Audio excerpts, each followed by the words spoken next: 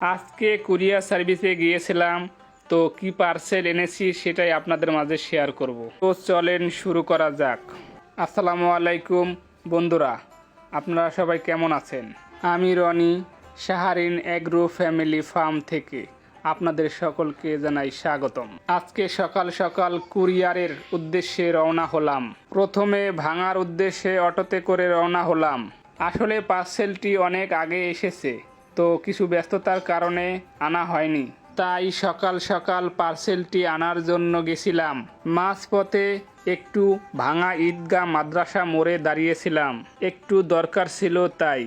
যেহেতু পার্সেলটি অনেক বড়, তাই সেখান থেকে দুটি ভ্যান ঠিক করে আনছিলাম। কুরিয়ারে এসে প্রথমে দেখে নিচ্ছিলাম যে আমার পার্সেলগুলো ঠিকঠাক এসেছে কিনা। আসলে আমি অনলাইনে দুটি ইনকিউবেটর অর্ডার করেছিলাম, তো সেগুলাই 4-5 জনে মিলে বেঁধে গাড়িতে করে বাড়ির উদ্দেশ্যে রওনা হলাম। যেহেতু এটি একটি ইলেকট্রনিক মেশিন, তো সতর্ক সহিত এটা বাড়িতে নিয়ে আসতে হবে। সাথে আমার একজন বড় ভাই ছিলেন, যিনি আমাকে সম্পূর্ণ কাজে সাহায্য করেছেন। হাইওয়ে যেমন তেমন, কিন্তু আমাদের যে বাড়ি যাওয়ার রাস্তাটি তার খুবই বেহাল দশা, তা বলে বোঝানোর মতো নয়। আসলে আপনারা নিজেরাই দেখে নিন যে রাস্তার অবস্থাটা কি। শেষ পর্যন্ত আর গাড়িতে নয়, হেঁটেই বাড়ি যাওয়া লাগলো আমাদের। অনেক কষ্টের পর ইনকিউবেটর নিয়ে বাড়ি এসে পৌঁছালাম। এই ইনকিউবেটরে একসাথে অনেকগুলি বাচ্চা ফোটানো সম্ভব। যারা যারা বাচ্চা নিতে চান তারা আমার সাথে যোগাযোগ করবেন, এবং যারা যারা ডিম নিতে চান তারা ক্যাপশনে থাকা নাম্বারে যোগাযোগ করবেন। এই তো কথা বলতে বলতে ইনকিউবেটরটি খামারের ভিতরে নিয়ে আসলাম।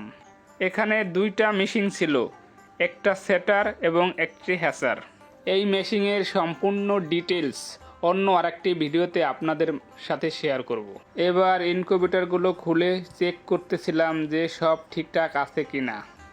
সেটার মেশিনটি আনবক্সিং করার পর পরবর্তীতে হ্যাচার মেশিনটি আনবক্সিং করব।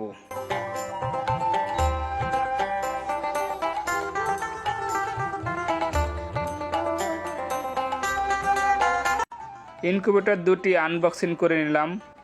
এর মাঝে আরেকটু বলে রাখতে চাই, আমাদের খামারটির লোকেশন হলো ফরিদপুর ভাঙা নওপাড়া গজারিয়া গ্রামে। আজকের ভিডিওটি এই পর্যন্ত।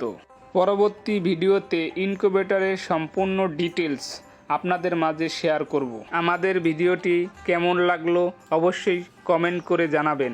ভালো লাগলে লাইক, শেয়ার, ফলো দিয়ে পাশে থাকবেন। পরবর্তী ভিডিও দেখার জন্য পেজে চোখ রাখবেন। সবাই ভালো থাকবেন, সুস্থ থাকবেন। আল্লাহ হাফেজ। আসসালামু আলাইকুম।